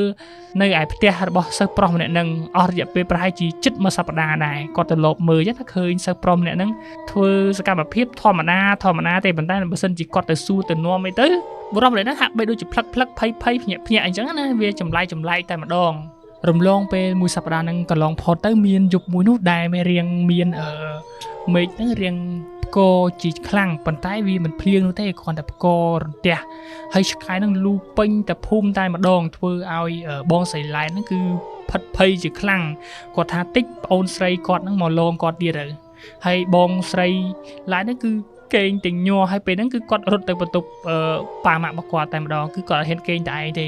ពុកម្ដាយរបស់គាត់ហ្នឹងគឺបានអោបកូនអីធម្មតាទាំងតែកូនហ្នឹងគឺកំមុំទៅហើយលក្ខណៈមិនធំកំមុំទេ26ឆ្នាំបងប្អូនអាចគិតមើលបានកូនស្រីតែមួយប៉ុន្តែកូនបែរជាខ្លាចប៉ុន្តែពុកម្ដាយរបស់គាត់ហ្នឹងគឺអត់ខ្លាចទេហើយមួយសន្ទុះធំណាស្រាប់តែឃើញក្មេងប្រុសម្នាក់កំពុងតែរត់នៅលើផ្លូវរត់មកសម្ដៅមកផ្ទះរបស់គាត់ហើយក៏បានស្រែកលុតជង្គង់នៅមុខផ្ទះរបស់គាត់តែម្ដងហើយយំធ្ងររៀបរាប់ប្រាប់គ្រប់យ៉ាងទៅកាន់ឪពុកម្ដាយបងសៃឡែនពួកគាត់ហ្នឹងក៏ឮសំឡេងមនុស្សយំពីខាងមុខអញ្ចឹងទៅគាត់ហ្នឹងគិតថាខ្មោចហើយឪពុកម្ដាយរបស់បងសៃឡែនហ្នឹងក៏បានសម្លឹងមើលពីលើផ្ទះទៅគឺឃើញបុរសម្នាក់ហ្នឹងពួកគាត់ហ្នឹងគឺគិតថាខ្មោចហើយពួកគាត់ហ្នឹងក៏មានអារម្មណ៍ភ័យខ្លាចដែរព្រោះថាបើសិនជាវិញ្ញាណរបស់ប្អូនស្រីរបស់គាត់បង្ហាញគឺគាត់អត់ខ្លាចទេប៉ុន្តែនេះជាមនុស្សប្រុសគាត់គិតថាជាវិញ្ញាណរបស់មនុស្សប្រុសឬក៏ជាខ្មោចផ្សេងអញ្ចឹងណាធ្វើឲ្យគាត់គឺភ័យខ្លាចជាខ្លាំងប៉ុន្តែឪពុកម្ដាយរបស់បងសៃឡែនទោះបីជាយ៉ាងណាក៏គាត់មិនសូវជាខ្លាចខ្លាំងខ្លាអីនោះដែរគាត់ហ្នឹងក៏បានសង្កេតមួយសន្ទុះស្រាប់តែគាត់មើលទៅគឺប្រៀបដូចជាមនុស្សពិតប្រាកដចឹងហើយគាត់ហ្នឹងក៏បានចោះទៅមើលហើយពេលដែលចោះទៅមើលហ្នឹងគឺគាត់ប្លែកចិត្តជាខ្លាំងព្រោះមនុស្សដែលនៅពីមុខគាត់ហ្នឹងគឺជានាយដំដែលជាសិស្សប្រុសម្នាក់នៅឯដើមភូមិឯណោះហើយរត់មកកណ្ដាលភូមិមកនៅផ្ទះរបស់គាត់ហ្នឹងហើយយំស្រែកនៅមុខផ្ទះរបស់គាត់លុតជង្គង់សុំអង្វរគាត់តែម្ដងហើយគាត់ហ្នឹងក៏បានសួរទៅកាន់នាយដំហ្នឹងថាតើមានរឿងអ្វីបានជាមកស្រែកយំសុំអង្វរនៅក្នុងផ្ទះរបស់គាត់ហ្នឹងមានកំហុសអីនាយដំក្រោយពីបានឃើញឪពុកម្ដាយរបស់បងសៃឡែននឹងចុះមកក្រោមហើយគាត់ហ្នឹងក៏បានរត់ទៅអោបជើងហើយក៏បានស្រែកសុំអង្វរឲ្យជួយគាត់ផងគាត់ហ្នឹងគឺត្រូវខ្មោចលងត្រូវខ្មោចរបស់សៃលីនហ្នឹងមកលងជួយគាត់ផងគាត់នឹងដឹងខុសហើយគាត់ដឹងកំហុសហើយនៅពេលឮថាសិស្សប្រុសម្នាក់ហ្នឹងដែលជានិដំហ្នឹងថាដឹងកំហុសអញ្ចឹងគាត់ហ្នឹងក៏សួរថាតើនិដំហ្នឹងគាត់ទៅធ្វើអីខុសបានជាមកសុំអង្វរសុំកំហុសកែខ្លួនឬក៏យ៉ាងម៉េចពួកគាត់ហ្នឹងវាមិនយល់ឲ្យសិស្សប្រុសម្នាក់ហ្នឹងជួយបកស្រាយគាត់ផងគាត់ថាសៃលីនស្លាប់ហ្នឹងគឺដោយសារតែគាត់ គ្រាន់តែឮសម្ដីរបស់នាយដំនិយាយថាសៃលីនស្លាប់ដោយសារតែគាត់បងសៃឡែនហ្នឹងក៏ស្ទុះចុះពីលើផ្ទះទាំងខឹងមែនតើប៉ុន្តែបានប៉ាម៉ាក់គាត់ចាប់ថាស្ងប់ចិត្តសិនកូនស្ដាប់ការរៀបរាប់របស់គេសិនតើគេហ្នឹងសម្រាប់សៃលីនហ្នឹងដូចម្ដេចពេលហ្នឹងនាយដំក៏បានរៀបរាប់ប្រាប់ថាកាលពីមុនកាលពីសៃលីននឹងនៅរៀនជាមួយពួកគាត់រួមថ្នាក់គ្នាហ្នឹងណាសៃលីនហ្នឹងគឺធ្លាប់ត្រូវជាសង្សាររបស់គាត់ហ្នឹងគឺស្រឡាញ់សៃលីនខ្លាំងតែមែនតែនដោយសារតែពួកគាត់ហ្នឹងឧស្សាហ៍បានទៅសាលាអីធ្វើដំណើរផ្លូវជាមួយគ្នាអញ្ចឹងទៅដើរទៅមួយគ្នាឬក៏ដូចជាធ្វើដំណើរទៅមួយគ្នាអញ្ចឹងទៅគាត់ហ្នឹងគឺស្រឡាញ់សៃលីនខ្លាំងប៉ុន្តែសៃលីនបែរជាមិនសូវជាស្រឡាញ់គាត់នោះទេគាត់ហ្នឹងមានអារម្មណ៍ថាគាត់ហ្នឹងស្រឡាញ់គេតាម្នាក់ឯងធ្វើឲ្យគាត់ហ្នឹងឈឺចាប់ជាខ្លាំងហើយមានថ្ងៃមួយនោះដែលជាថ្ងៃប្រឡងបាក់ឌុបស្រាប់តាសៃលីនហ្នឹងគឺប្រឡងជាប់ហើយគាត់ហ្នឹងប្រឡងធ្លាក់ពេលដែលប្រឡងធ្លាក់អញ្ចឹងទៅសៃលីនហ្នឹងបែរជាមកសុំគាត់បែកគ្នាគាត់ហ្នឹងពិតជាឈឺចាប់ខ្លាំងមែនទែនទាំងការធ្លាក់បាក់ឌុបផងហើយទាំងស្រឡាញ់សៃលីនបែរជាត្រូវសៃលីនហ្នឹងបដិសេធសុំបែកទៅទៀតអញ្ចឹងគាត់ហ្នឹងពិតជាឈឺចាប់ខ្លាំងណាស់គាត់បានស្រឡាញ់សៃលីនអស់ពីចិត្តប៉ុន្តែពេលដែលប្រឡងបាក់ឌុបចប់បែរជាសៃលីននិយាយថាពួកគាត់ទាំងពីរគឺមិនស័ក្តិសមនឹងគ្នាណាមួយសៃលីនថាគាត់នឹងទៅរៀនបន្តនៅឯទីក្រុងភ្នំពេញធ្វើឲ្យទំនាក់ទំនងរបស់គាត់គង់តែបែកគ្នាអញ្ចឹងហើយសៃលីនក៏សុំបងដំនឹងបែកពេលហ្នឹងបងដំគឺគាត់អត់ចង់បែកនោះទេប៉ុន្តែធ្វើមិនបើសៃលីនទៅអញ្ចឹងហើយគាត់ហ្នឹងគឺមានតែព្រមទៅតាមសៃលីននឹងតែម្ដងប៉ុន្តែដោយសារតែគាត់ហ្នឹងគឺបំភ្លេចសៃលីនមិនបានរំលងពីពេលហ្នឹងទៅគឺគាត់ហ្នឹងបានទៅយកគម្ពីររបស់លោកតារបស់គាត់ព្រោះលោកតារបស់គាត់ហ្នឹងគឺធ្លាប់មានប្រវត្តិជាអតីតគ្រូខ្មោចចេះវិជ្ជាជាច្រើនហើយក៏បានតាំងចិត្តថានឹងបន្តឲ្យគាត់ហ្នឹងរៀនតពីគាត់ហើយដោយហេតុតែគាត់ហ្នឹងគឺស្រឡាញ់ទៅកាន់សៃលីនគាត់ហ្នឹងគឺចង់ធ្វើអំពើស្នេហ៍ដាក់ទៅកាន់សៃលីនឲ្យសៃលីនហ្នឹងមកឆ្លក់វង្វេងស្រឡាញ់តែគាត់តែម្ដងប៉ុន្តែពេលហ្នឹងគឺគាត់អត់ទាន់ចេះអំពើចេះអីនោះទេគាត់ហ្នឹងគឺអត់ចេះនោះទេគាត់ហ្នឹងក៏បានឡើងទៅលួចគម្ពីររបស់លោកតារបស់គាត់ព្រោះពេលដែលគាត់ឧស្សាហ៍ទៅលេងផ្ទះរបស់លោកតារបស់គាត់ហ្នឹងលោកតារបស់គាត់ហ្នឹងគឺបានធ្លាប់ប្រាប់ថាគម្ពីរនៅក្នុងគម្ពីរហ្នឹងគឺមានវិជ្ជាជាច្រើននៅក្នុងសៀវភៅមួយហ្នឹងយើងអាចរៀនសូត្របានតាំងពីធ្វើស្នេហ៍ដាក់ស្នេហ៍ដោះអំពើដោះស្រាយអំពើគឺមានទាំងអស់លោកតារបស់គាត់ហ្នឹងគឺមិនទាន់អាចបង្រៀនទៅកាន់បងដំបានទេដោយសារតែបងដំហ្នឹងគឺកំពុងតានៅសិក្សាហើយមួយទៀតបងដំនៅវ័យឈាមរាវចាំមើលតាវ័យរៀងជ្រែកបន្តិចទៅលោកតារបស់គាត់នឹងផ្ទេឬក៏បង្រៀនវិជ្ជាទាំងអស់ហ្នឹងទៅឲ្យ